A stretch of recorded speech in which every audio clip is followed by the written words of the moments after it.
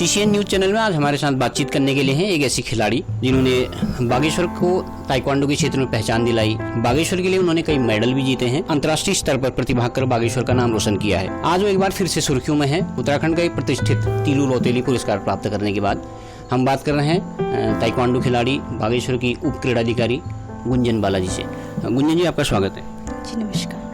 गुंजन जी, हम जानना चाह रहे थे आपसे कि आपने एक छोटी सी उम्र में बहुत सारी उपलब्धियां आपने हासिल करी हैं, कई अंतर्राष्ट्रीय मेडल आपने जीते हैं और बागेश्वर के लिए काफ़ी आपने पदक जीते हैं। तो आपने कई उपलब्धियां हैं, तो आप इस सफ़र की शुरुआत आपकी कहाँ से हुई, थोड़ा सा बताइए। सबसे पहले तो मैं आपके सीसीएन न्यूज़ चैनल को धन्यवाद देना चाहती हूँ कि आज इस नारी सम्मान पे मुझे जो ये सम्मान मिला है, मैं इस उपलब्धि पे बाल विकास और जो महिला सशक्तिकरण है विभाग का और राज्य सरकार का और मेरे जनपद के जितने भी जनप्रतिनिधि हैं और अधिकारी हैं उन सबका धन्यवाद करूँगी कि उन्हें बागेश्वर ज़िले से मुझे ये सम्मान मिला है। और जिस क्षेत्र के लिए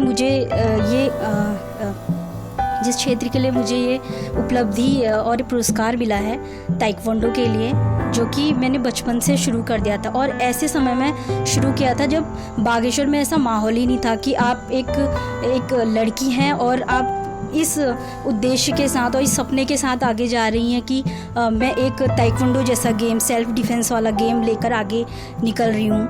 तो सौभाग्य से ताइक्वांडो खेल यहाँ पे आया और मेरे गुरु जी हैं जो कमलेश तिवारी जी, वो यहाँ पे उन्होंने इस खेल की शुरुआत की और मुझे सौभाग्य मिला कि मुझे उनके साथ प्रशिक्षण करने का मौका मिला। और इसी के साथ मैंने अपनी खेल की शुरुआत की बागेश्वर से। सबसे पहले यहाँ जिला पंचायत है, वहाँ पे से हम लोगों ने शुरुआत की थी और आज मुझे इस खेल में 20 साल से ज़्यादा होने वाला है, लेकिन उस समय से लेके आज तक का जो समय है उसमें बहुत ही बदलाव आ गया है, चाहे वो लोगों की सोच में है और चाहे किसी भी क्षेत्र में है। तो जब मैंने स्टार्ट किया था उस टाइम यहाँ पे लोग उतना स्कोप नहीं था, लेकिन और जब मैंने शुरुआत की थी तो हम लोगों ने ज़मीन से शुरुआत की थी। जब हम लोग का ट्रेनिंग होता था हम लोग ज़मीन में प्रैक्टिस किया करते थे, ना हमारे पे संसाधन थे, कुछ एक ही जो हमारे ट्रेनिंग इक्विपमेंट होते हैं उसमें से कुछ ही हमारे पास हुआ करते और कम संसाधनों में हमने अपनी ट्रेनिंग शुरू की। और फिर धीरे धीरे कभी इतनी प्रॉब्लम आती थी कि कभी हमें वहाँ पे प्रैक्टिस नहीं करने दिया जाता, तो हम संडे के दिन डिग्री कॉलेज के ग्राउंड में जाते थे और डिग्री कॉलेज का वो ग्राउंड जहाँ से मेरी जर्नी शुरू होती है, वहाँ उस ग्राउंड का कोई कोना ऐसा नहीं है जहाँ पे हमने ट्रेनिंग नहीं की है। और वहाँ से निकल के मैंने राज्य स्तर पे मैं 10 से ज़्यादा बार चैम्पियन रही और मैंने अनेक बार राष्ट्रीय स्तर पर मैंने वहाँ पे प्रतिभाग किया और अनेक मेडल जीते। जहाँ तक मुझे याद है कि मेरी जो पहली नेशनल थी केरला में, जब मेरी पहली नेशनल थी, एक खिलाड़ी का जो करियर शुरू होता है, लोग जब टीवी पे विराट कोहली जैसे महान खिलाड़ी को देखते हैं तो लगता है कि लाइफ बहुत इजी है स्पोर्ट्स पर्सन की, लेकिन ऐसा नहीं होता है। जब आप कहीं ऊंचे स्थान पे पहुंचते हैं तो वो जर्नी बहुत आपके लिए बहुत संघर्षपूर्ण रही होती है। तो जो मेरी पहली नेशनल थी तो उसमें हमको रिजर्वेशन भी नहीं मिला था, तो वो 4 दिन का सफ़र मैंने बैठ के यहाँ से किया था और जिस दिन मेरी फ़ाइट थी उस दिन भी मुझे ऐसा लग रहा था कि मैं अभी ट्रेन में ही बैठी हूँ। और वहाँ पहुँचने के बाद भी साउथ का जो एरिया था वहाँ पे आपको अपने वहाँ का जैसा खाना नहीं मिलता है, तो इस तरीके की चीज़ें भी हम लोग ने वहाँ कितने दिन तक भूखे रहे और वो हमें खाना वैसा नहीं मिलता था, लेकिन फिर भी हम लोग वहाँ से वापस आए। और इस तरीके की चीज़ें एक खिलाड़ी के रूप में फ़ेस करनी पड़ती हैं। उसके बाद एक और किस्सा मैं आपको सुनाऊंगी। जब मैं गोवा नेशनल के लिए गई थी, वो मेरी तीसरी नेशनल थी, तो उसका किस्सा ये है कि उसमें भी रिजर्वेशन नहीं मिला था, तो हम स्लीपर क्लास में नीचे सो के गए थे और वहाँ पे पहुँचे थे। लेकिन एक जो खिलाड़ी का एक्साइटमेंट होता है कि आपको अभी नेशनल में खेलना है, और सौभाग्य से मेरे अंदर इतना ज़्यादा एक्साइटमेंट था कि उस नेशनल में मैंने सिल्वर मेडल जीता। और उसके बाद जब मैं बागेश्वर आई तो मुझे बहुत गर्व महसूस होता है उस चीज़ के लिए। फिर मैंने ऐसे ही मणिपुर में ब्रॉन्ज मेडल लिया, चेन्नई में ब्रॉन्ज मेडल लिया और फिर 2006 में मुझे मौका मिला कि एक खिलाड़ी का जो सबसे बड़ा एम होता है राष्ट्रीय स्तर पे स्वर्ण पदक जीतना, तो वो हमेशा मेरे दिमाग में रहता था कि मुझे वहाँ तक पहुँचना है।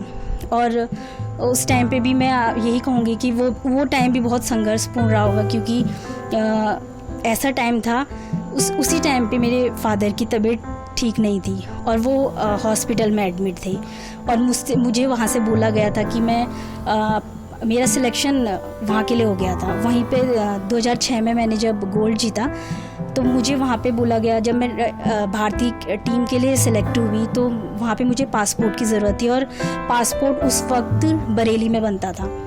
तो उसके लिए और मैं मणिपुर में कैंप था हम लोगों का, मैं वहाँ से वापस आई और बरेली आई और वहाँ आने के बाद मुझे अपनी बुआ लोग के घर पे, और मैं अपनी बुआ फूफा जी का भी धन्यवाद करना चाहूँगी, क्योंकि उस टाइम पे जब मुझे बहुत ज़रूरत थी पासपोर्ट की तो उन्होंने वहाँ पे मदद की थी। और फिर उसके बाद मुझे पता नहीं था पापा हॉस्पिटल में हैं। फिर पापा ने मुझे मेरे बड़े भैया को साथ में भेजा और मैं अपने भैया का भी धन्यवाद करना चाहूँगी कि वो हमेशा एक ढाल की तरह मेरे साथ रहते हैं और उन्होंने मेरी वजह से भी बहुत ज़्यादा सफ़र किया है। वो जब मुझे करनाल जैसी जगह पे कैंप के लिए जाना होता तो हमेशा मेरे साथ रहते थे और जहाँ पे कठिन परिस्थिति होती है हमेशा मेरे साथ खड़े रहते थे। तो उसके बाद मैं जब यहाँ आई मुझे पता चला पापा हॉस्पिटल में एडमिट हैं। तो उसके बाद हम पासपोर्ट बनवाने के लिए गए और मैं जब वापस आई तो वो एक दिन था जब मैं अपने पापा के साथ हॉस्पिटल में ही थी और पापा के साथ ही रही। और उसके बाद फिर मुझे जाना था वापस, पासपोर्ट बन गया था। वो मोमेंट मुझे इसलिए याद आता है क्योंकि एक तो पापा बहुत ज़्यादा वीक थे उस टाइम, हम लोग की कंडीशन भी ऐसी नहीं थी परिवार की, और पापा भी उस टाइम उनका हेल्थ सही नहीं था। तो उसके बाद बस ये मोमेंट याद आता है, मैं ट्रेन में चढ़ रही थी और पापा बैग लेके ट्रेन के पीछे आ रहे थे और मैंने पलट के जब पापा को देखा तो पापा के आंखों में आंसू थे। और वो मोमेंट मुझे हमेशा बहुत ज़्यादा बहुत ज़्यादा मैं उसको सोच के भावुक हो जाती हूँ हमेशा ही कि मेरे पापा इतना हम लोगों के लिए इतना कुछ करते हैं। और वो मोमेंट ऐसा था कि हाँ मुझे अब इंटरनेशनल लेवल पे कुछ अच्छा करके दिखाना है और प्राउड फील हो रहा था। बहुत खुशी से नर्स को बता रहे थे कि मेरी बेटी देखिए वियतनाम जा रही है और बहुत खुश थे उस टाइम पे। फिर उसके बाद मैं देश का प्रतिनिधित्व करके आई और यहाँ मुझे बहुत सम्मान मिला। उस टाइम पे यहाँ पे जो जिला अधिकारी थे गिरजा शंकर जोशी जी, उनसे मुझे सम्मान मिला और मैं उनका नाम भी लेना चाहूँगी। हमारे ताइक्वांडो एसोसिएशन के सदस्य रहे हैं स्वर्गीय श्री हीरा सिंह धपोला जी, जिन्होंने ताइक्वांडो को एक नई पहचान दी। हमेशा उन्हें सहयोग किया कि किस तरीके से हमारे खिलाड़ी आगे बढ़ें, क्योंकि उस टाइम ये जो फेज़ चल रहा था हम लोगों का, जिस तरीके से मेरे कोच स्ट्रगल कर रहे थे, तो उन्होंने बहुत सपोर्ट किया।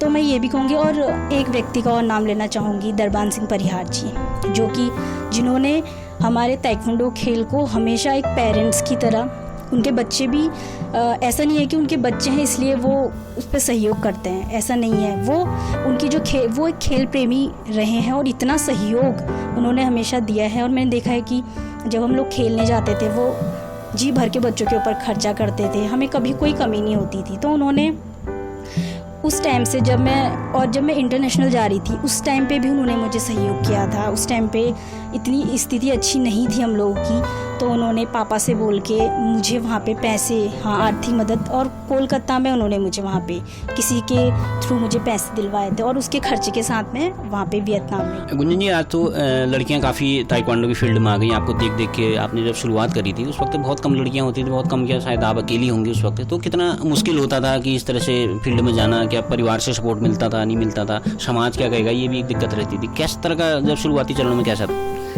इसके लिए मैं ये कहूँगी कि ताइक्वांडो जैसे खेल के लिए एक लड़की जब बाहर निकलने की सोचती है तो पेरेंट्स जिस तरीके का माहौल बाहर होता है एक लड़की की सुरक्षा को लेकर, लेकिन मैं सौभाग्यशाली हूँ कि मुझे मेरे परिवार से कभी ऐसा दबाव नहीं था कि आप एक लड़कियाँ बाहर नहीं जाएंगी। मुझे मेरे घर से पूरा सपोर्ट था।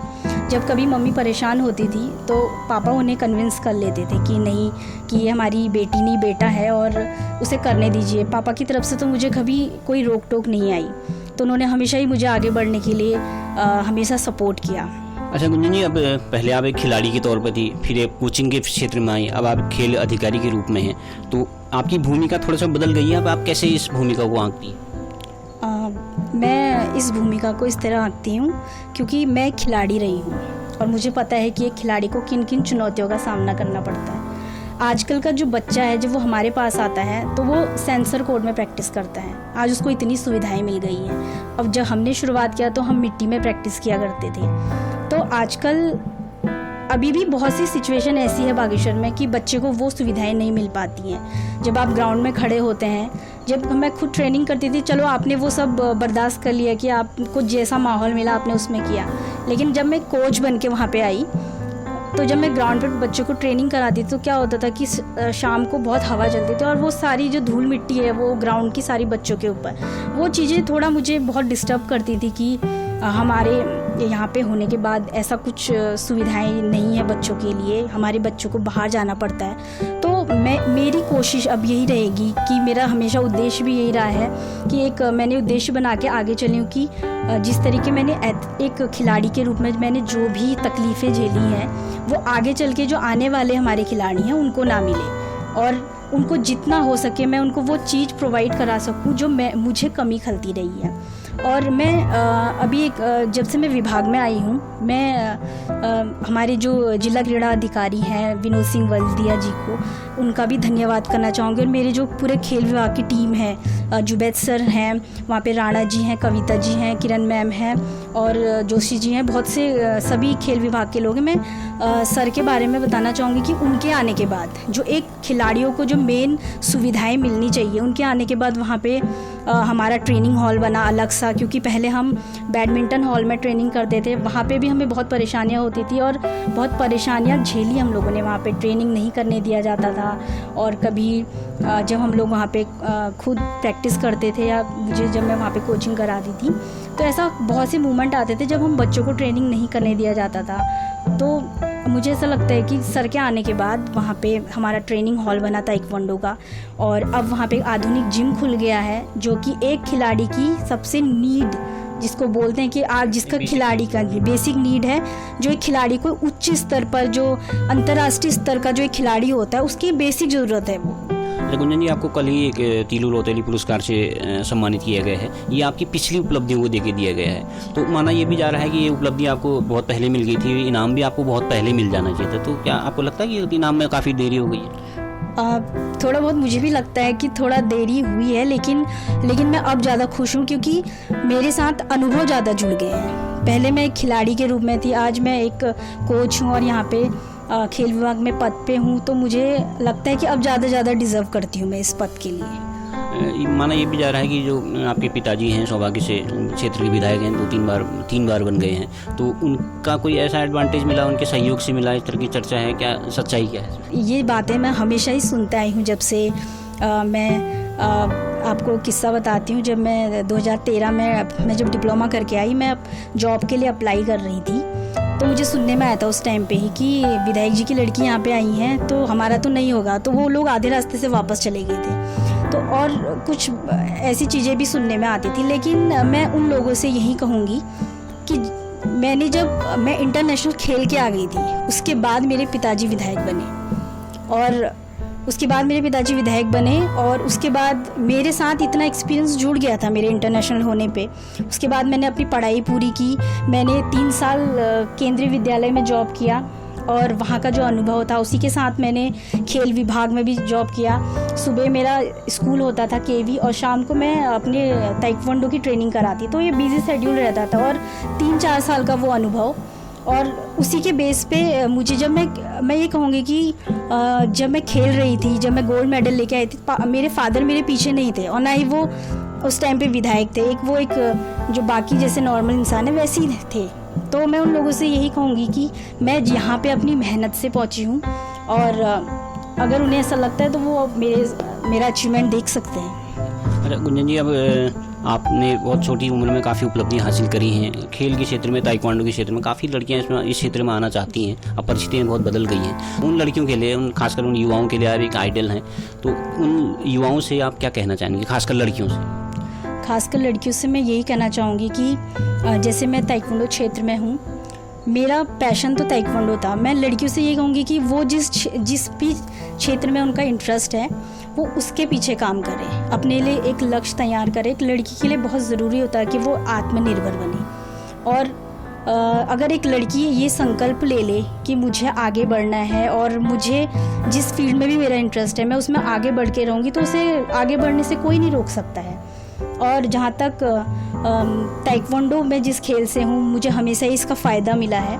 तो क्योंकि जब कोई सुनता है कि ताइक्वांडो लड़की सीखती है तो वो दूर ही रहता है उनसे, तो ऐसी चीज़ें मैंने देखी हैं। तो मैं लड़की को यही कहूँगी कि अगर वो आत्मरक्षा की चीज़ें सीख ले, क्योंकि जिस तरीके का हमारा माहौल है उसको हमेशा उस सिचुएशन के लिए रेडी रहना चाहिए।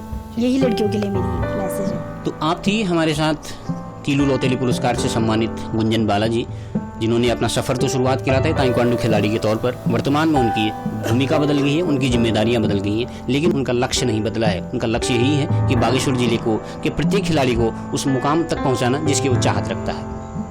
CCN न्यूज़ के लिए मनोज के साथ मैं सुरेश पांडे।